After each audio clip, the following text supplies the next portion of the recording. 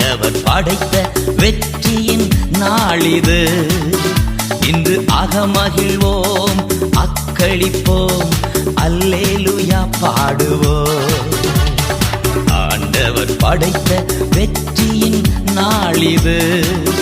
இன்று அகமகிழ்வோம், அக்களிப்போம், அல்லேலூயா பாடுவோம்.